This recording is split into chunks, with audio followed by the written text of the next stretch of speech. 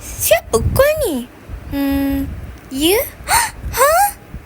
Erina nak bersalin?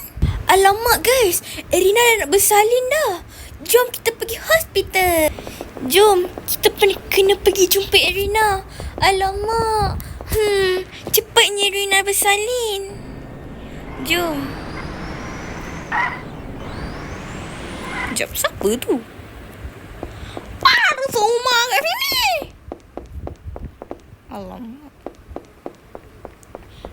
Tak apalah, jom kita pergi. Demi Erina, saya sanggup. Agak-agak kan Erina baby dia boy atau girl saya sangat curious. Okey, dah sampai.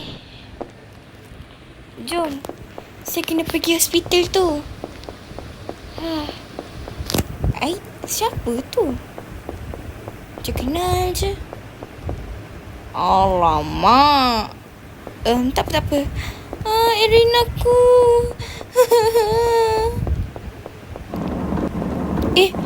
Ada Farah dengan Mary lah. Weh, serius lah Erina nak bersalin. Erina nak bersalin dah. Aku tak tahu pun. Thank you tell Marani sebab panggil aku. What the fuck? Boleh ke aku tengok? Boleh je. Kau tengoklah dulu. My Erina. Siapa ni? Erina okey tak? Doktor, apa jadi doktor? Saya tidak tahu. Mungkin 50-50. Alamak, Erina. Jangan tinggalkan aku. Mohon anda sila keluar ya. Baik. Apa pasal ni? Weh, Farah Marani, korang rasa kan Erina baby dia boy ke girl? Aku rasa girl lah. Oh, kau rasa girl? Kenapa kau rasa macam tu? Entahlah, aku punya firasat je kot. Cuba kau tanya Marani. Marani, kau rasa baby Erina boy ke girl? Aku rasa boy. Oh, boy. Tapi aku rasa girl lah. Weh. Korang rasa kan siapa suami Erina Aku tak tahu pun. Aku rasa kan Erina pernah bagi tahu aku suami dia kepala dia besar. Erina pun pernah cakap suami dia tu suka cakap orang gemuk. Perhatian lagi gemuk.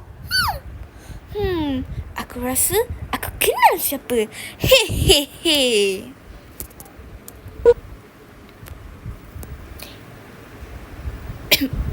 Weh, Erina nampaknya dah bersiap bersalin. Cuba kita tengok. Jom. Jomlah. Erina, kau okey ke?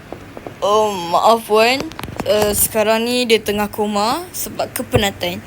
Oh, my love. Anak dia kat sana. Anak Erina. Oh, girl lah. Oh, lolo, sama rupa macam mamanya. Alalala.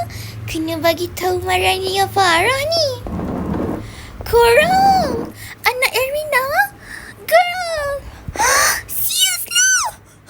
Serius lah. Ya. Aku rasa aku nak bagi tahu juga Aida lah. Sorry guys, tak jadi. Kalau saya runduk, nanti saya kena ban. Anak Suma lagi. Ya, Suma. By the way, anak Erina girl. Itu sahajalah ya untuk episod kali ni. Semoga Erina dapat membesarkan anak dia. By the way, cuba korang teka suami Erina kat komen. Bye-bye.